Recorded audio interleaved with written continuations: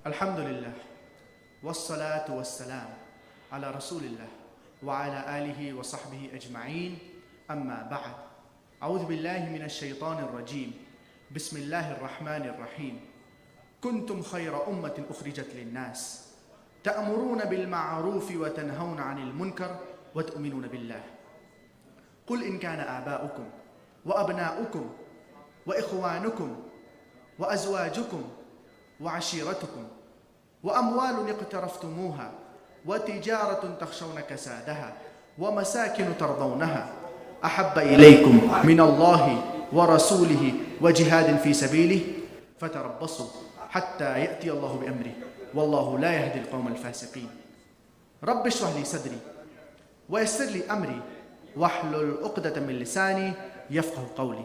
My respected elders and my dear brothers and sisters, I welcome all of you with the Islamic greetings. Assalamu alaikum wa rahmatullahi wa barakatuh. May the peace, mercy and blessings of Allah subhanahu wa ta'ala, of Almighty God be upon all of you.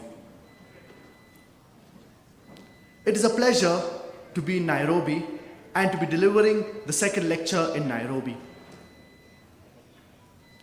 The topic of my talk is Da'wah or destruction. What is the meaning of the word Da'wah? Da'wah means an invitation, a call. And for those people coming from the Indian subcontinent, when they hear this word Da'wah or Da'wat, as in the Urdu language, they think about mutton biryani, chicken biryani or pulao. They think about a lunch party or a dinner party. As far as today's talk is concerned, we will not be talking about an invitation to a lunch party or to a dinner party. We will be talking about Da'watul Islam, an invitation towards Islam. And normally, an invitation is given to an outsider. So when we call the non-Muslims towards Islam, this is called as Da'watul Islam, an invitation towards Islam. When we speak to the non-Muslims about Islam, the appropriate word used is Da'wah. But when we speak to Muslims, giving them more information about Islam, trying to correct them, the more appropriate word used is Islah. Islah means to repair, it means to correct. It is the duty of every Muslim to convey the message of Islam to the non-Muslims, to those who are unaware of it. Da'wah is compulsory upon every single Muslim. I start my talk with a quotation from the glorious Quran, from Surah Al Imran, chapter number 3, verse number 110. Kuntum khayra ummatin ukhrijat lin-nas. You are the best of people evolved for mankind. Allah subhanahu wa ta'ala in this verse of the glorious Quran, He's giving us an honor by calling us khayra ummah, that is the best of people. Don't you think we have a responsibility? And whenever there is honor, it is always followed up with responsibility. There is no honor without responsibility. For example, in a school, a principal has got more honor than a teacher. A teacher has got more honor than a clerk. Similarly, a principal has got more responsibility than a teacher. A teacher has got more responsibility than a clerk. There is no honor without responsibility. Allah subhanahu wa ta'ala in Surah Al Imran, chapter number 3, verse number 110, He's giving us Muslims an honor by calling us khayra ummah, that is the best of people. Don't you think we have a responsibility? And the reply is given in the same verse. Allah subhanahu wa ta'ala,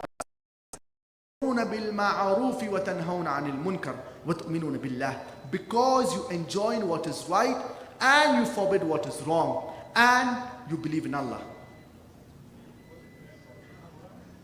It is the duty of every Muslim to convey the message of Islam to the non-Muslims, to those who are unaware of it.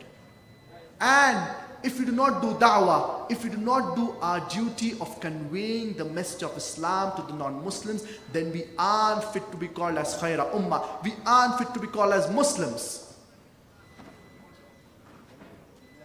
So we should see to that we convey the message of Islam to the non-Muslims, to those who are unaware of it. If we do not do our duty of da'wah, then we'll be destroyed. Allah subhanahu wa ta'ala says in the glorious Quran, in Surah Al-Baqarah, chapter number 2, verse number 143, وَكَذَلِكَ جَعَلْنَاكُمْ أُمَّةً وَسَطًا لِتَكُونُوا شُهَدَاءَ عَلَى النَّاسِ وَيَكُونَ الرَّسُولُ عَلَيْكُمْ شَهِيدًا. And we have made you a justly balanced community, so that you will be a witness over the people and the messenger will be a witness over you. Allah subhanahu wa ta'ala has made us a justly balanced community, a ummat-e-wast. I start my talk with the quotation from the glorious Quran from Surah At-Tawbah, chapter number 9, verse number 24. And Surah At-Tawbah happens to be one of the most militant surah of the glorious Quran. Why do I say that Surah At-Tawbah it is one of the most or the most militant surah of the glorious Quran?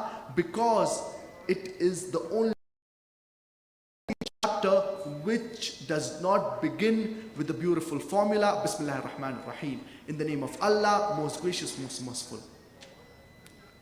Why Surah Tawbah does not begin with the beautiful formula Bismillahir Rahmanir Rahim?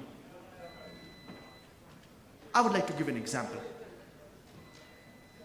If you are walking down the streets of Nairobi along with your mother or along with your sister, and if a hooligan, if a robber, he snatches the handbag of your mother or snatches the handbag of your sister, what will you do?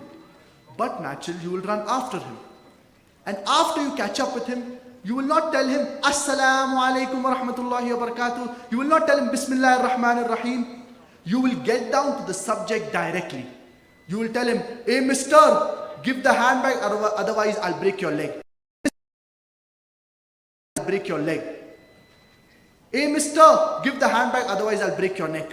You will get down to the subject directly. Bismillah is not called for. You will not tell him Assalamu alaikum wa rahmatullahi wa barakatuh. You will get down to the subject directly. When we read the first few verses of Surah At-Tawbah, Allah subhanahu wa ta'ala is talking about a peace treaty between the mushriks of Makkah and the Muslims. And this peace treaty, it was unilaterally broken by the mushriks. And by the time Allah subhanahu wa ta'ala reaches verse number 5, he's giving the mushriks of Makkah an ultimatum, a warning that put things straight in 4 months' time, otherwise declaration of war. And when Allah subhanahu wa ta'ala is talking about the peace treaty, and later on when Allah subhanahu wa ta'ala is talking about declaration of war, Bismillah is not called for. This peace treaty was unilateral. When Allah subhanahu wa ta'ala reaches verse number 24, He's addressing us Muslims. We Muslims, we are in the fighting line. Allah subhanahu wa ta'ala says in Surah At-Tawbah, chapter number 9, verse number 24, the verse I quoted at the beginning of my talk. قُلْ إِنْ كَانَ آبَاؤُكُمْ, say whether it be your fathers, وَأَبْنَاؤُكُمْ, your sons, وَإِخْوَانُكُمْ, your brothers, وَأَزْوَاجُكُمْ, your spouses, وَعَشِيرَتُكُمْ, your relatives. Allah subhanahu wa ta'ala is asking us, what are your considerations? Are they your fathers? Are they your sons? Are they your brothers? Are they your spouses? Are they your relatives? And Allah subhanahu wa ta'ala further continues and says, وَأَمْوَالٌ اقْتَرَفْتُمُوهَا وَتِجَارَةٌ تَخْشَوْنَ كَسَادَهَا وَمَسَاكِنُ تَرْضَوْنَهَا. The wealth that you have amassed, the commerce in which you fear a decline, the house in which you live. Allah subhanahu wa ta'ala is asking us, what are our considerations? Are they our fathers? Are they our sons? Are they our brothers? Are they our spouses? Are they our relatives? The wealth that we have amassed, the commerce in which you fear a decline, the house in which you live. Allah subhanahu wa ta'ala is asking us, what are your considerations? And furthermore, Allah subhanahu wa ta'ala says, أَحَبَّ إِلَيْكُمْ مِنَ اللَّهِ وَرَسُولِهِ وَجِهَادٍ فِي سَبِيلِهِ. If you love all of these 8 things more than Allah, His Rasul, and doing jihad in the way of Allah subhanahu wa ta'ala, then Allah subhanahu wa ta'ala says, فَتَرَبَّصُوا, wait. What does Allah subhanahu wa ta'ala mean when He says wait? For example, in a school, a senior student is bullying a junior student. And the junior student, he tells the senior student, wait until I bring my elder brother. And his elder brother happens to be one of the biggest hooligan in the area. So when the junior student is telling the senior student, wait until I bring my elder brother, what does he mean? He's trying to tell the senior student that you better improve, you better buzz off, otherwise you will be taught a lesson. When Allah subhanahu wa ta'ala is telling us Muslims, wait, what are we Muslims doing? We are unfortunate sitting and doing nothing. When Allah subhanahu wa ta'ala is telling us wait, He means to tell us that we better improve, we better mend our ways, otherwise we'll be taught a lesson. And Allah subhanahu wa ta'ala says, فَتَرَبَّصُوا, wait, حَتَّى يَأْتِيَ اللَّهُ بِأَمْرِهِ, until Allah brings His destruction unto you. وَاللَّهُ لَا يَهْدِي الْقَوْمَ الْفَاسِقِينَ, and Allah guides not the transgressors. Allah guides not the fasiq people. We should see to it that we do our duty of conveying the message of Islam to the non-Muslims, to those who are unaware of it. And Allah subhanahu wa ta'ala says in the glorious Quran in Surah Al-Isra, chapter number 17, verse number 23 and 24, وَقَضَى رَبُّكَ أَلَّا تَعْبُدُوا إِلَّا إِيَّاهُ, and the Lord has decreed that you worship none but Him. وَقَضَى رَبُّكَ أَلَّا تَعْبُدُوا إِلَّا إِيَّاهُ وَبِالْوَالِدَيْنِ إِحْسَانًا, and be good to your parents. After worshipping Allah subhanahu wa ta'ala, this verse Allah subhanahu wa ta'ala is talking about being respectful to our parents. وَقَضَى رَبُّكَ أَلَّا تَعْبُدُوا إِلَّا إِيَّاهُ وَبِالْوَالِدَيْنِ إِحْسَانًا إِمَّا يَبْلُغَنَّ عِنْدَكَ الْكِبَرَ أَحَدُهُمَا أَوْ كِلَاهُمَا فَلَا تَقُلْ لَهُمَا أُفٍّ وَلَا تَنْحَرْهُمَا. The Lord has decreed that you worship none but Him, and to be kind to your parents, whether one or both of them attain old age. Say not a word of contempt, nor bell them, but address them in terms of honor. وَاخْفِضْ لَهُمَا جَنَاحَ الذُّلِّ مِنَ الرَّحْمَةِ وَقُلْ رَبِّ ارْحَمْهُمَا كَمَا رَبَّيَانِي صَغِيرًا, and lower to them the wings of humility and say, my Lord, have mercy on them, even as they cherished me in childhood. So we should be kind to our parents. We should respect our parents. And Allah subhanahu wa ta'ala says in the glorious Quran in Surah Al-Baqarah, chapter number 2, verse number 261, when Allah subhanahu wa ta'ala says, مَثَلُ الَّذِينَ يُنْفِقُونَ أَمْوَالَهُمْ فِي سَبِيلِ اللَّهِ كَمَثَلِ حَبَّةٍ أَنْبَتَتْ سَبْعَ سَنَابِلَ فِي كُلِّ سُنبُلَةٍ مِّائَةُ حَبَّةٍ وَاللَّهُ يُضَاعِفُ لِمَن يَشَاءُ وَاللَّهُ وَاسِعٌ عَلِيمٌ. The example of the one who spends in the way of Allah subhanahu wa ta'ala is like a grain which grows 7 spikes. In each spike is 100 grain. And Allah subhanahu wa ta'ala multiplies this even further for whom He wishes. So if you spend 1 grain in the way of Allah subhanahu wa ta'ala, you will have multiple rewards for this. So we should see to it that we spend in the way of Allah subhanahu wa ta'ala. And it is more important that a person, he gives a percentage of his income. And whenever an individual is doing business, he should see to that majority of his income, he gives it in the way of Allah subhanahu wa ta'ala. We should do our duty of conveying the message of Islam to the non-Muslims, to those who are unaware of it. Allah subhanahu wa ta'ala says in the glorious Quran, in Surah Muhammad, chapter 47, verse 38, وَإِن تَتَوَلَّوْا يَسْتَبْدِلْ قَوْمًا غَيْرَكُمْ ثُمَّ لَا يَكُنْ أَمْثَالَكُمْ. If you do not do your job of conveying the message of Islam to the non-Muslims, يَسْتَبْدِلْ قَوْمًا غَيْرَكُمْ, Allah will substitute in your place another people.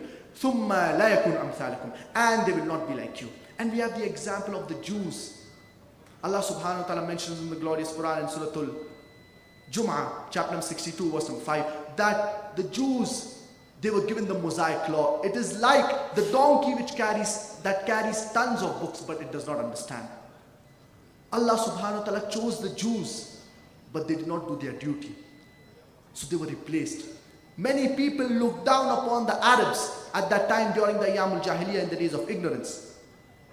But Allah subhanahu wa ta'ala took work from these very Arabs, who were Sahabas later on after they accepted Islam, and they were torchbearers of the world.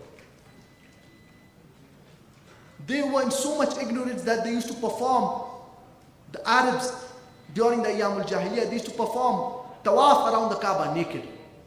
But after the glorious Quran was revealed, many of these people, they embraced Islam. And these were, many of these people who became Sahabas, they were torchbearers of the world.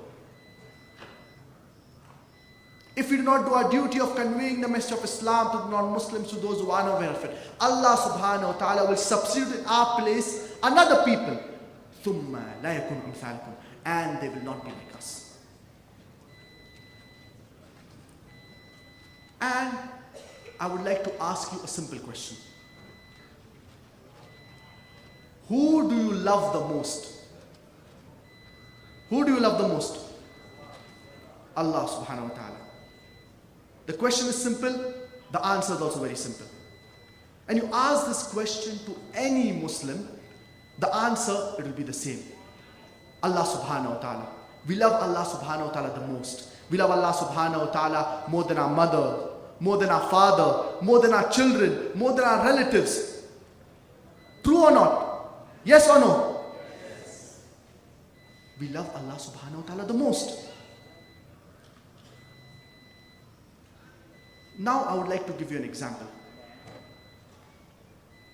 If one day you happen to go to office for work, and after you return back, you come to know that your neighbor, he has used foul language against your mother. He has abused your mother without any reason. For no reason, he has spoken badly with your mother. He has abused your mother. He has used foul language against your mother without any reason. When you come to know and when you return, what will you do? What will you do? The brother is saying that he will hit him. Some might say that we will break his leg. Some might say that we will break his neck. How dare this neighbor, he abuses my mother without any reason. He should be taught a lesson. And if you cannot do the job, you will hire someone else to do the job. True or not? But natural. Why? Because we love our mother. We respect our mother. How dare this neighbor abuses my mother without any reason. We will see to it that this person is taught a lesson. Allah subhanahu wa ta'ala says in the glorious Quran, in Surah Al-Maryam, chapter number 19, verse number 88 to 92. وَقَالُوا اتَّخَذَ الرَّحْمَنُ وَلَدًا. They say that Allah the most gracious has begotten a son. لَقَدْ جِئْتُمْ شَيْئًا إِدًّا. You have come with a thing most monstrous. تَكَادُ السَّمَاوَاتُ يَتَفَطَّرْنَ مِنْ. That if the sky had feelings, it would have burst open. وَتَنْشَقُّ الْأَرْض. Then the earth would have split asunder. وَتَخِرُّ الْجِبَالُ هَدًّا. And the mountains would have fallen to utter ruin. أَنْ دَعَوْا لِلرَّحْمَنِ وَلَدًا. That Allah subhanahu wa ta'ala begets a son. وَمَا يَنْبَغِي لِلرَّحْمَنِ أَنْ يَتَّخِذَ وَلَدًا. And it does not befit Allah subhanahu wa ta'ala to beget a son. Allah subhanahu wa ta'ala in this verse of the glorious Quran, He's telling us that the biggest abuse that anyone can give to Allah subhanahu wa ta'ala is saying that Allah subhanahu wa ta'ala has begotten a son. And every day we see our Christian brothers, they are saying that Allah subhanahu wa ta'ala has begotten a son. And what are we Muslims doing? I'm not telling that you go and punch him. I'm not telling that you go and hit him. Do not do this. You should not do this. But at least open your mouth. Every day our Christian brothers, they are saying that Allah has begotten a son, and we can't even open our mouth. When someone abuses our mother, When someone uses foul language against our mother without any reason, we want to punch him, we want to hit him. Some might want to break his leg, break his neck. But when everyday non-Muslims, they are saying that Allah subhanahu wa ta'ala has begotten a son, which is the biggest abuse in the sight of Allah subhanahu wa ta'ala, we can't even open our mouth. We say we love Allah subhanahu wa ta'ala more than our mother, more than our father, more than our children, more than our relatives. But do we actually mean it? When someone abuses our mother, someone uses foul language against our mother without any reason, we want to hit him, we want to break his leg, we want to break his neck. But every day our Christian brothers, they are saying that Allah has begotten a son and we can't even open our mouth. It's the duty of every Muslim to convey the message of Islam to the non-Muslims, to those who are unaware of it. But naturally, when we are doing dawah, we should not abuse the God. We should not abuse the gods of other religions. And Allah subhanahu wa ta'ala says in the glorious Quran, Surah An'am, chapter number 6, verse number 108. وَلَا تَسُبُّوا الَّذِينَ يَدْعُونَ مِن دُونِ اللَّهِ فَيَسُبُّوا اللَّهَ عَدْوًا بِغَيْرِ عِلْمٍ. That revile not, abuse not the gods of the other religion, rest in their ignorance, they will abuse Allah subhanahu wa ta'ala. But we should tell them what they're doing is wrong. Leave aside correcting them. Many a times we become a party to them.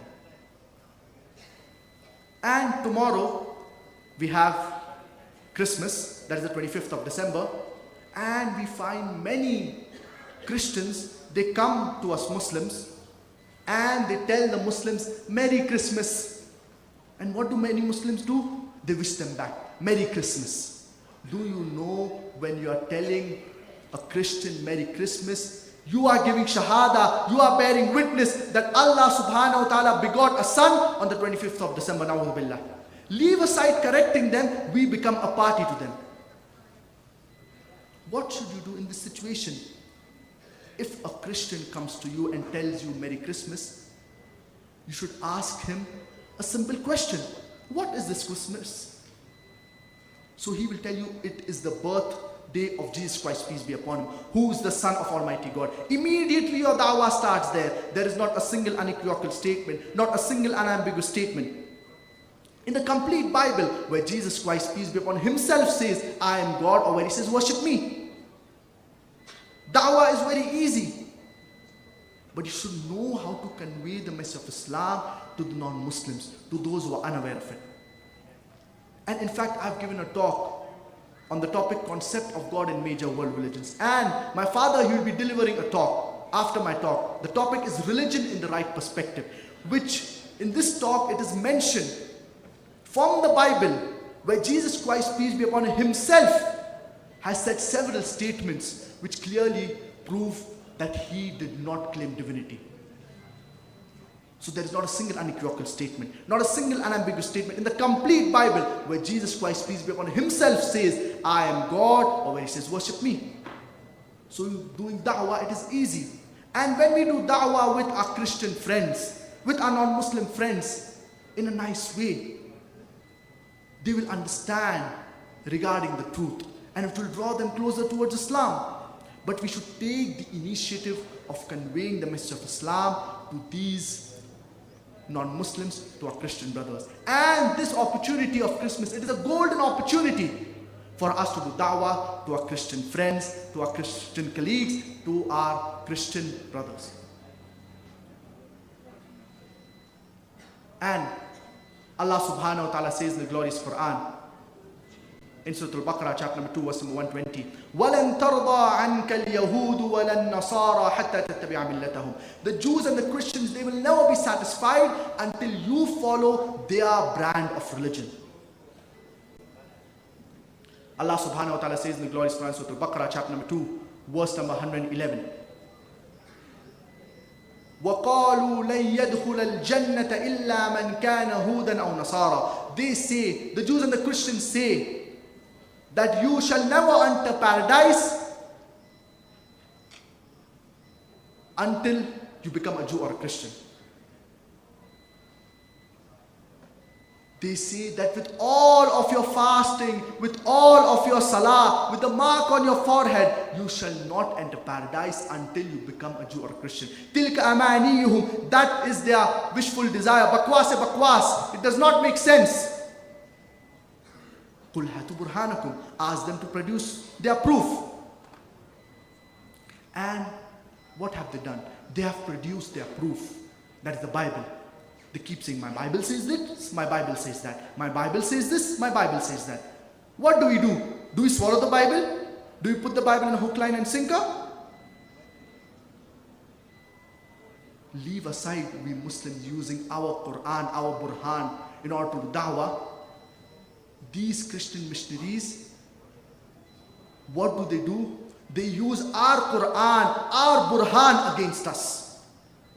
These Christian missionaries, they come knocking at our doors and they ask us the question that is it mentioned in the Bible, that is it mentioned in the Quran that the Bible is the word of God? And we Muslims, we say yes. They ask the next question, then why don't you follow it? And we Muslims, we do not have any reply. They ask the next question, how many times is the name of Prophet Muhammad, peace be upon him, mentioned in the glorious Quran? If you know it, you will tell him. And if you do not know, then he will tell you. It is mentioned 5 times. 4 times as Muhammad and once as Ahmad. How many times is the name of Jesus Christ, peace be upon him, mentioned in the glorious Quran? If you do not know, he will tell you. 25 times. They ask the next question. Who is greater? A person who is mentioned 5 times or a person who is mentioned 25 times? 5 or 25? They ask the question. They don't give you the reply. They let your mind think. They are using us Muslims as punching bags, as doormat rugs. And we Muslims, we can't even open our mouth. They are using our Quran, our Burhan against us. They ask the next question. That Prophet Muhammad, peace be upon him, did he perform any miracles? And we say yes. For example, he did the splitting of the moon by the permission of Allah, and even the Quran, which is one of the greatest miracles, and other miracles as well. They ask the next question, did he ever give life to the dead? And we have to agree that there is no Quranic verse or no Sahih Hadith which mentioned that the Prophet, peace be upon him, gave life to the dead. They ask the next question, Prophet Isa alayhi salam, did he give life to the dead? And we say yes. There are several verses in Surah Al-Imran and in other places that Isa alayhi salam, he gave life to the dead with the permission of Allah subhanahu wa ta'ala. They ask the next question. Who is greater? A person who can give life to the dead or a person who cannot give life to the dead? Who is greater? They ask you the question, but they do not give you the reply. They let your mind think. They are using us Muslims as punching bags, as doormat rugs. They ask the next question. That Prophet Muhammad, peace be upon him, is he physically dead or alive? And we Muslims, we have to agree that Prophet Muhammad, peace be upon him, he is dead and he is buried in Medina. They ask the next question. Jesus Christ, peace be upon him, Isa alayhi salam, is he physically dead or alive? And we know, based on the verse of the glorious Quran, بَرْ رَفَعَهُ اللَّهُ إِلَيْهِ Surah Nisa chapter number 4, when Allah subhanahu wa ta'ala says that Allah subhanahu wa ta'ala raised him up. So Isa alayhi salam is alive. They ask the next question. Who is greater, a person who's dead or a person who's alive? They ask the question, but they do not give you the reply. They let your mind think. If you read the glorious Quran with understanding, all of these replies, they are mentioned in the glorious Quran. But we should read the glorious Quran with understanding. And in yesterday's talk, I mentioned regarding the importance of reading the glorious Quran with understanding. If we read the glorious Quran with understanding, we will be able to respond to the Christian missionaries. So we should see to that we do our duty of conveying the message of Islam to the non-Muslims, to those who are unaware of it. Allah subhanahu wa ta'ala says in the glorious Quran, Surah Al-Imran, chapter number 3, verse number 64. قُلْ يَا أَهْلَ الْكِتَابِ, say, O people of the book, تَعَالَوْا إِلَىٰ كَلِمَةٍ سَوَاءٍ بَيْنَنَا وَبَيْنَكُمْ, come to common terms as between us and you. Which is the first term? Allah na'budu illallah, that we worship none but one Almighty God. وَلَا نُشْرِكَ بِهِ شَيْئًا, that we associate no partners with him. وَلَا يَتَّخِذَ بَعْضُنَا بَعْضًا أَرْبَابًا مِّن دُونِ اللَّهِ, that we erect not among ourselves lords and patrons other than Allah. فَإِن تَوَلَّوْا, if then they turn back, فَقُولُوا اشْهَدُوا, say ye bear witness, بِأَنَّا مُسْلِمُونَ, that we are Muslims bowing our will to Allah subhanahu wa ta'ala. This verse of the glorious Quran, according to me, it is a master key for doing da'wah. It shows us how to talk to different types of people, people of different religions. What does it say? تَعَالَوْا إِلَىٰ كَلِمَةٍ سَوَاءٍ بَيْنَا وَبَيْنَكُمْ, come to common terms as between us and you. And unfortunately, many people, they give excuses for not doing da'wah. Many Muslims, they give excuses for not doing da'wah. They say that when I become a scholar, when I become a big sheikh like Shaykh Ahmad Dida, then I will start doing da'wah. That time will never come. Our beloved Prophet Muhammad, peace be upon him, said, بَلِّغُوا عَنِّي وَلَوْ آيَةً, propagate even if you know one verse. Even if you know one verse about Islam, as long as you know it correctly, it is your duty to propagate it to the non-Muslims, to those who are unaware of it.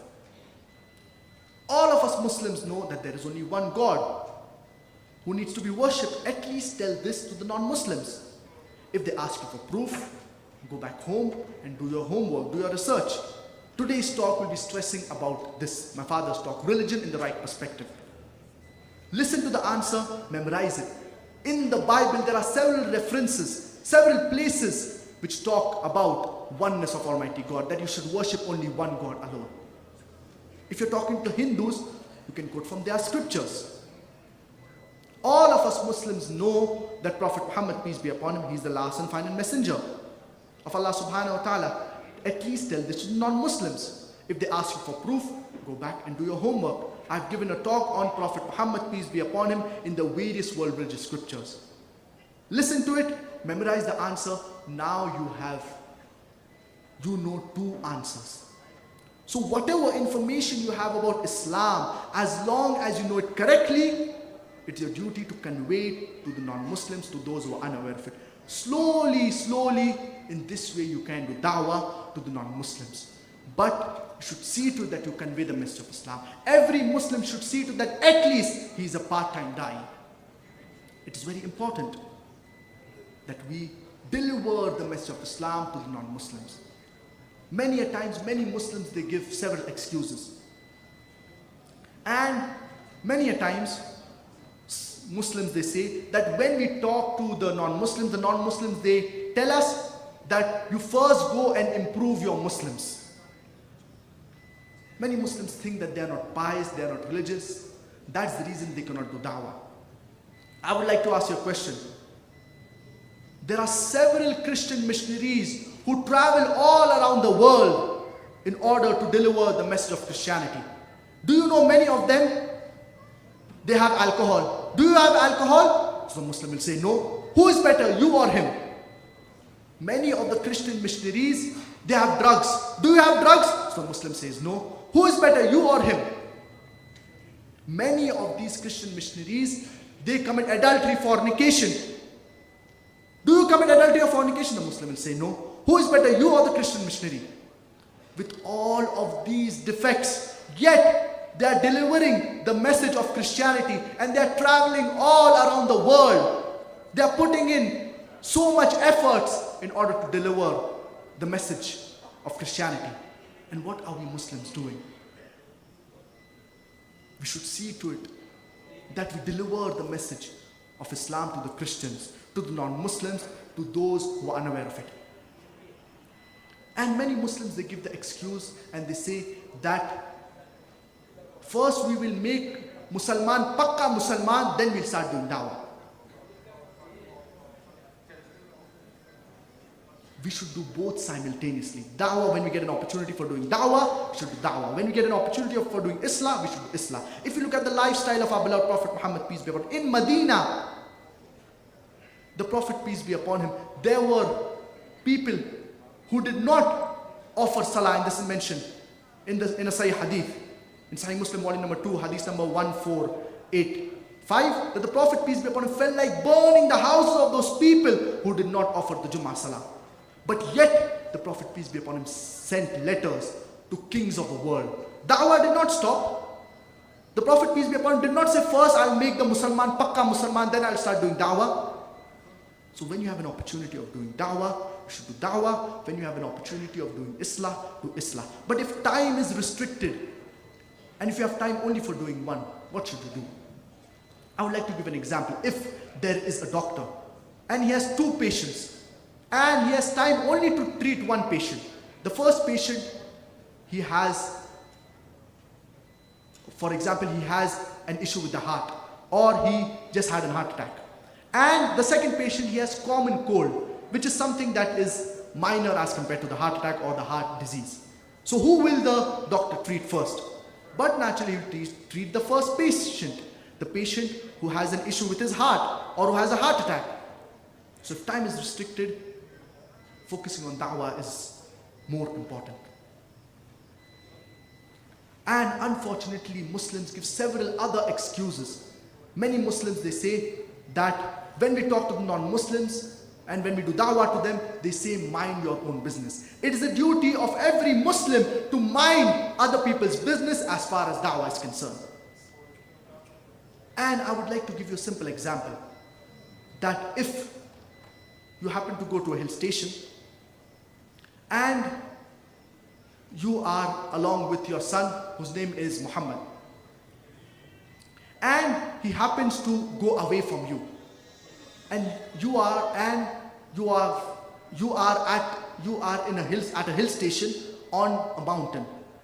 Your son Muhammad, he goes towards the edge of the cliff, and if he takes another few steps, he will fall down. He's approaching towards the edge of the cliff. You shout, Muhammad, take care, you will fall down. But he cannot hear you. And your son, he is 4 or 5 years old. You shout, Muhammad, take care, but he cannot hear you. You see, there's an elderly gentleman who's standing on the side and he's admiring the beauty. And you tell this person, you shout that, oh mister, save my son, but he cannot hear you. Now he's very close to your son. He looks at your son and he continues admiring the beauty. If your son takes another step, he will fall down and he will die because he is on the edge of the cliff, and the cliff, it is very high. This elderly gentleman, he again looks at your son and he's very close to your son, and he looks at your son and he continues admiring the beauty. Your son takes the next step and he falls off the cliff and he dies. Will you blame or hold this elderly gentleman accountable? The only thing he had to do is stretch his hand out and your son's life would have been saved. You will tell this elderly gentleman that, why did you save the life of my son? My son, he was a masoom, he was an innocent person. But he will tell, I was minding his own business. He will say that I was minding my own business. Yet you will tell him, the only thing he had to do is stretch his hand out and your son's life would have been saved.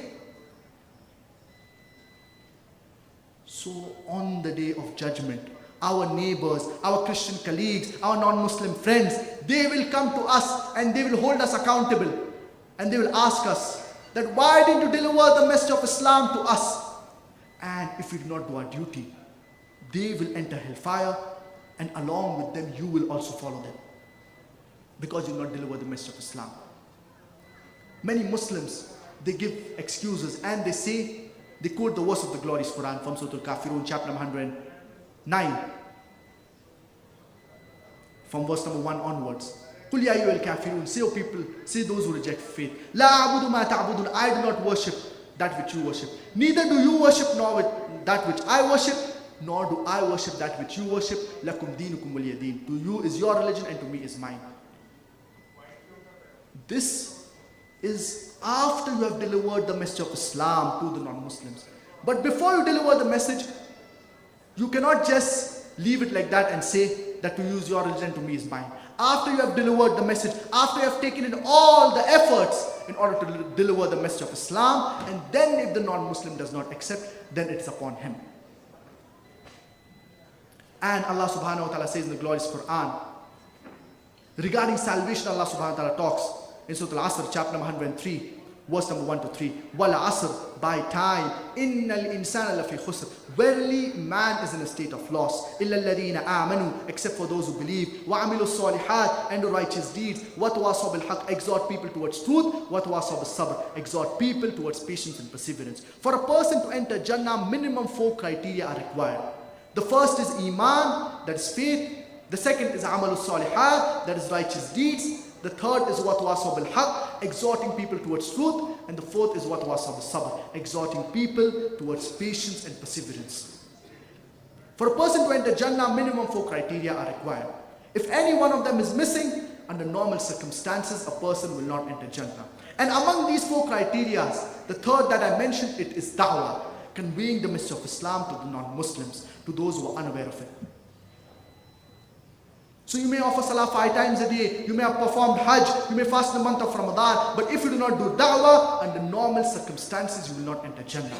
If Allah wants to forgive you, it is Allah's prerogative. As Allah subhanahu wa ta'ala says in Surah An-Nisa, chapter number 4, verse 48, and Surah An-Nisa, chapter number 4, verse 116, Inna Allah la yaghfiru an yushraka bih, wa yaghfiru ma duna dhalika liman yasha. That if Allah pleases, He may forgive any sin, but the sin of shirk He will not forgive. So the biggest sin in Islam is shirk, associating partners with Allah subhanahu wa ta'ala.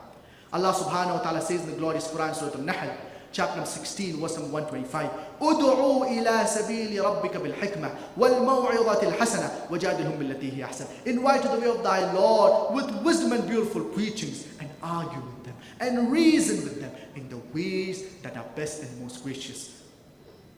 Allah subhanahu wa ta'ala says in the glorious Quran, Surah Al-Imran, chapter 3, verse 104, وَلْتَكُمْ مِنْكُمْ أُمَّةٌ يَدْعُونَ إِلَى الْخَيْرِ وَيَأْمُرُونَ بِالْمَعْرُوفِ وَيَنْهَوْنَ عَنِ الْمُنْكَرِ وَأُولَٰئِكَ هُمُ الْمُفْلِحُونَ. Let there arise out of you a band of people calling towards what is good, enjoining what is right, and forbidding what is wrong. They are the ones to attain felicity. Today in our community, we have full-time doctors, full-time lawyers, full-time engineers. How many full-time dais do we have? And those who are full-time dais, they are the ones to attain felicity. This verse is mainly talking about full-time dais, those people who dedicate their lives for the sake of Allah subhanahu wa ta'ala, for conveying the message of Islam to the non-Muslims, to those who are unaware of it. I would like to end my talk with the verse of the glorious Quran from Surah Al-Tawbah, chapter number 9, verse number 33. Allah subhanahu wa ta'ala mentions in no less than 3 different places. In Surah Al-Tawbah, chapter number 9, verse number 33. In Surah Al-Saf, chapter number 61. As well as in Surah Al-Fatah, chapter 48, verse number 28. هُوَ الَّذِي أَرْسَلَ رَسُولَهُ بِالْهُدَى وَدِينِ الْحَقِّ لِيُظْهِرَهُ عَلَى الدِّينِ كُلِّهِ. It is Allah who has sent His messenger with the religion of truth, so that it will supersede over all the other religions, over all the other isms, whether it be Christianism, Judaism, secularism, atheism, pantheism. Islam is destined to supersede them all, master them all, kulli, overcome them all. وَلَوْ كَرِهَ الْمُشْرِكُونَ. And how much ever the mushrik did not like it. And with a different ending in Surah Al-Fatah, chapter 48, verse 28, وَكَفَى بِاللَّهِ شَهِيدًا. And enough is Allah as a witness. Allah subhanahu wa ta'ala, the deen of Islam, it will prevail with or without you, with or without me, the rubbish that we are. Allah subhanahu wa ta'ala is giving us an opportunity to do a prophet's job and to earn a prophet's reward. Wa akhiru da'wana and alhamdulillahi rabbil alameen.